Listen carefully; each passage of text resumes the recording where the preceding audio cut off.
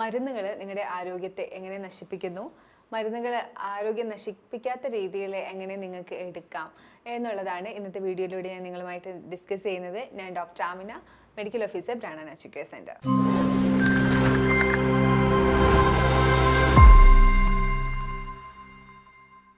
ശരീരത്തിൽ കണ്ടുവരുന്ന നമുക്ക് താങ്ങാൻ പറ്റാത്ത രീതിയിലുള്ള വേദനകളും അസഹനീയമായ ബുദ്ധിമുട്ടുകളും ഒക്കെ മാറാനായിട്ട്, തരണം ചെയ്യാനായിട്ടാണ് മരുന്നുകൾ ഉപയോഗിച്ച് വരുന്നത്.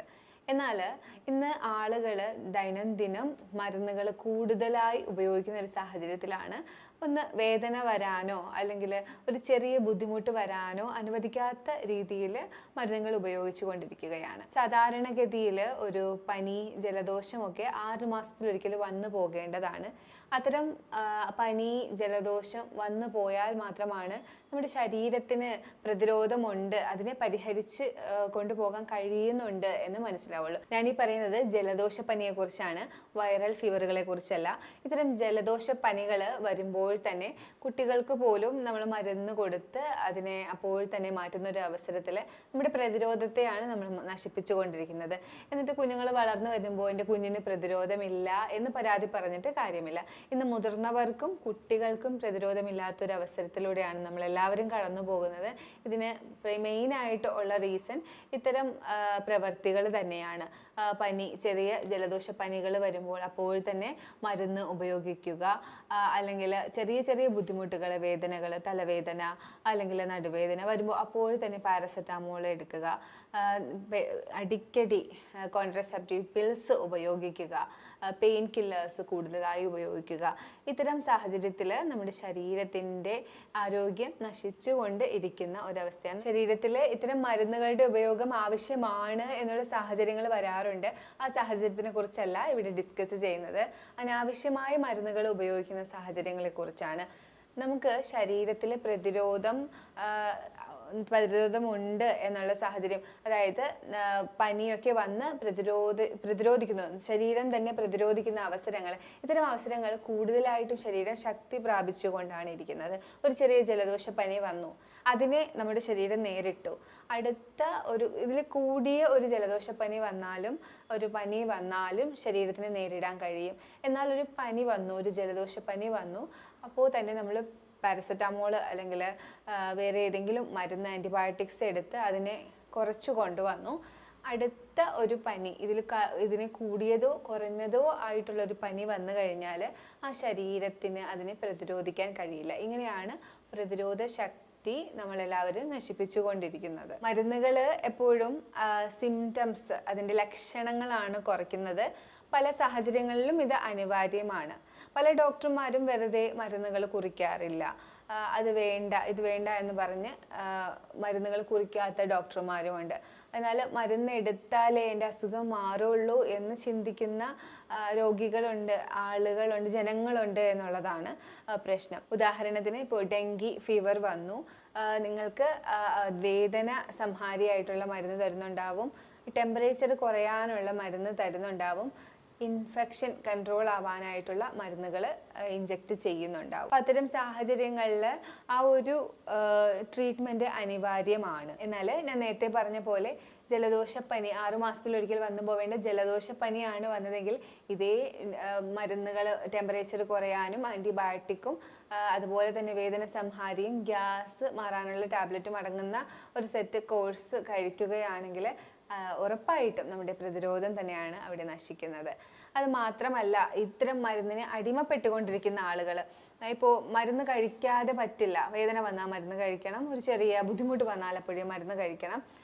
ഒരിക്കലും മരുന്നുകൾ നമ്മുടെ ആമാശയത്തിൻ്റെ ആവരണങ്ങൾക്ക് അനുയോജ്യമായിട്ടുള്ള പദാർത്ഥങ്ങൾ കൊണ്ടല്ല നിർമ്മിച്ചിരിക്കുന്നത്. നമ്മൾ വീട്ടിൽ ഉണ്ടാക്കുന്ന സാധാരണ ഭക്ഷണങ്ങളിൽ പോലും എരിവും പുളിയും അല്ലെങ്കിൽ എന്തെങ്കിലുമൊക്കെ സ്പൈസസ് കൂടുതൽ ആഡ് ചെയ്ത് കഴിഞ്ഞാൽ ഗ്യാസ്ട്രിക് ആവുക, വയറ്റിന് ബുദ്ധിമുട്ടുണ്ടാകുക എന്നുള്ള സാഹചര്യത്തിലാണ് നമ്മളെല്ലാവരും ഉള്ളത്. ആ സാഹചര്യത്തിൽ രാസവസ്തുക്കളായിട്ടുള്ള നമ്മുടെ ആമാശയത്തിൻ്റെ ആവരണങ്ങൾക്ക് ചേരാത്ത രീതിയിലുള്ള മരുന്നുകൾ കൂടുതലായി അനാവശ്യമായി ഉള്ളിലേക്ക് എത്തിക്കൊണ്ടിരിക്കുന്ന സാഹചര്യത്തിൽ ഭക്ഷണങ്ങൾ ഉണ്ടാക്കുന്നതിനേക്കാളും കൂടുതൽ ഡാമേജാണ് ഇത്തരം മരുന്നുകൾ ചെലുത്തുന്നത്. ഇത്തരം മരുന്നുകൾ നമ്മുടെ ആമാശയത്തിൻ്റെ ആവരണങ്ങളിൽ ചെറിയ ചെറിയ മുറിവുകൾ ഉണ്ടാക്കാൻ തുടങ്ങുകയും ക്രമേണ അത് അസിഡിറ്റി ആവുകയും ഗ്യാസ്ട്രൈറ്റിസ് ആവുകയും ക്രമേണ അൾസറായി മാറുകയുമാണ് ചെയ്യുന്നത്. മരുന്നിൻ്റെ ഇത്തരം നിരന്തര ഉപയോഗം ശരീരത്തിലെ ഹെവി മെറ്റൽസ് കൂടാനും അതുപോലെ തന്നെ കെമിക്കൽസ് കൂടാനും കാരണമാകും. അതിനുശേഷം അത് കൂടുതലായി അടിഞ്ഞുകൂടി കിഡ്നിക്ക് അതൊരു ലോഡായി മാറുകയും കിഡ്നി ഫങ്ഷനെ അത് എഫക്റ്റ് ചെയ്യുകയും ചെയ്യും. ഞാൻ നേരത്തെ സൂചിപ്പിച്ചതുപോലെ പെയിൻ കില്ലേഴ്സ്, വേദന സംഹാരികൾ, അതുപോലെ തന്നെ ഗ്യാസ് വരുമ്പോൾ അപ്പോൾ കഴിക്കുന്ന പാൻറ്റി പോലെയുള്ള ഗ്യാസിൻ്റെ ടാബ്ലറ്റ്സ്, പിന്നെ കോൺട്രസെപ്റ്റീവ് പിൽസ് കഴിക്കരുത് എന്നല്ല, അത് അടിക്കടി ഉപയോഗിക്കുന്നവർ ഉണ്ട്. അതുപോലെ തന്നെ പാരസെറ്റാമോൾ, എന്തിനും ഏതിനും നമ്മൾ കഴിച്ചുകൊണ്ടിരിക്കുന്ന പാരസെറ്റാമോൾ, ഇത്തരം മരുന്നുകളാണ് കൂടുതലായും ആളുകൾ അമിതമായിട്ട് ദുരുപയോഗം ചെയ്തുകൊണ്ടിരിക്കുന്നത്. അപ്പോൾ ഇത്തരം സാഹചര്യങ്ങളിൽ അങ്ങനെ എടുക്കാതിരിക്കുക. ബുദ്ധിമുട്ടുകൾ ഒരുപാടുള്ള സാഹചര്യത്തിൽ ഒരു ഡോക്ടറിൻ്റെ പ്രിസ്ക്രിപ്ഷനോട് കൂടി നിങ്ങൾക്ക് മരുന്നെടുക്കാവുന്ന, ഒരു ഡോക്ടറും അധികമായിട്ട് നിങ്ങൾക്ക് മരുന്ന് എഴുതിത്തരില്ല. എന്നാൽ സ്വന്തമായി ചികിത്സിക്കുന്ന മരുന്നുകൾ കൂടുതൽ കഴിച്ച് ബുദ്ധിമുട്ടുകളെ ഒഴിവാക്കുന്നവർക്കാണ് കൂടുതലായി ഞാൻ ഈ പറഞ്ഞ പോലെ കിഡ്നിയുടെ പ്രശ്നം അല്ലെങ്കിൽ മരുന്നുകൾ കഴിച്ചത് കാരണം ഉണ്ടാകുന്ന പ്രശ്നങ്ങൾ ഭാവിയിലും ഉണ്ടാവുന്നത്. എന്നാൽ മരുന്ന് മാത്രമാണോ നമുക്ക് ഇത്തരം പ്രശ്നങ്ങൾ ഉണ്ടാക്കുന്നത്? ഒരിക്കലുമല്ല.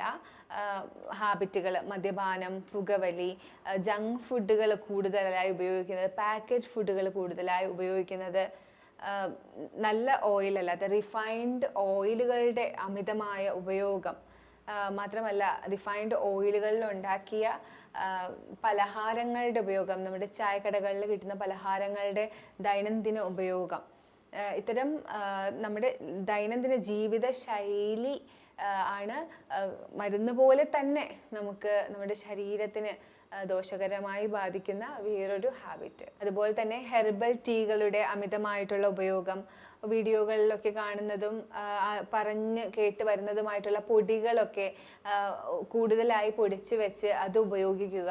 ഇത്തരം സാഹചര്യങ്ങളിലും കെമിക്കൽസിൻ്റെ അളവ് ശരീരത്തിൽ കൂടി ടോക്സിക്കേഷൻ ഉണ്ടാവുന്നുണ്ട്. ഇങ്ങനെ ഉണ്ടാകുന്ന ടോക്സിക്കേഷൻസ് മാറാനായിട്ട് ഡീടോക്സിങ് ഡ്രിങ്ക്സ് നിങ്ങൾക്ക് ഉപയോഗിക്കാം. നല്ല രീതിയിൽ ഒരു നാച്ചുറോപ്പതി രീതിയിലുള്ള ഒരു 10 ദിവസത്തെ പ്രകൃതി ജീവനം ഇത്തരം അവസരങ്ങളിൽ ശരീരം മൊത്തത്തിൽ ഡീടോക്സിങ് ചെയ്യുന്നതിന് നിങ്ങളെ സഹായിക്കും.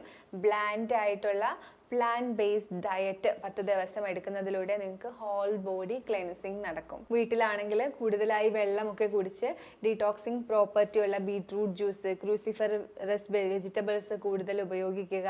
അതുപോലെ തന്നെ ക്യൂക്കമ്പർ ജ്യൂസ് കൂടുതലായിട്ട് ഉപയോഗിക്കുക. ഒരു 10 ദിവസം ഇത്തരം ഡീടോക്സിങ് പ്രോപ്പർട്ടി ഉള്ള വെള്ളങ്ങൾ, ജ്യൂസുകൾ കുടിച്ചുകൊണ്ട് ഉള്ളൊരു 10 ദിവസം പോവുകയാണെങ്കിൽ നിങ്ങളുടെ ബോഡിയിൽ അടിഞ്ഞുകൂടിയ ഒരുവിധം ഹെവി മെറ്റൽസ്, കെമിക്കൽസ് ഒക്കെ നിങ്ങൾക്ക് പുറന്തള്ളാനായിട്ട് സാധിക്കും. ഗാർലിക്, ഓണിയൻസ്, അതുപോലെ തന്നെ മഞ്ഞൾ, വേപ്പ്, ഇതൊക്കെ ഡീടോക്സിങ് പ്രോപ്പർട്ടി ഉള്ളതാണ്.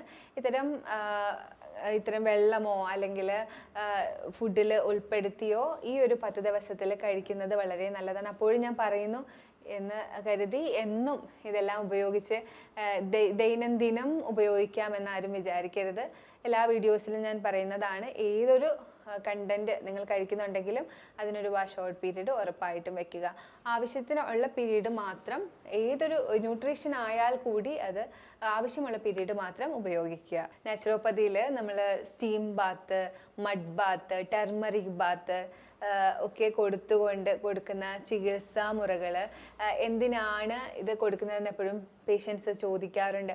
രാവിലെ തുടങ്ങുന്ന ഓയിൽ പുള്ളിങ് അടക്കമുള്ള മൂക്ക്, കണ്ണ് വൃത്തിയാക്കിക്കൊണ്ട് തുടങ്ങുന്ന നമ്മുടെ ട്രീറ്റ്മെൻറ്റ് കണ്ണിൻ്റെയും മൂക്കിൻ്റെയും ഡീടോക്സിഫിക്കേഷൻ തുടങ്ങി, അത് കഴിഞ്ഞ് നമ്മുടെ ഫുഡ്, വളരെ ബ്ലാൻഡ് ആയിട്ടുള്ള ഫുഡ് കുടലിനെയും ആമാശയത്തെയും ദഹന വ്യവസ്ഥയെയും ക്ലീൻ ചെയ്യുന്നു.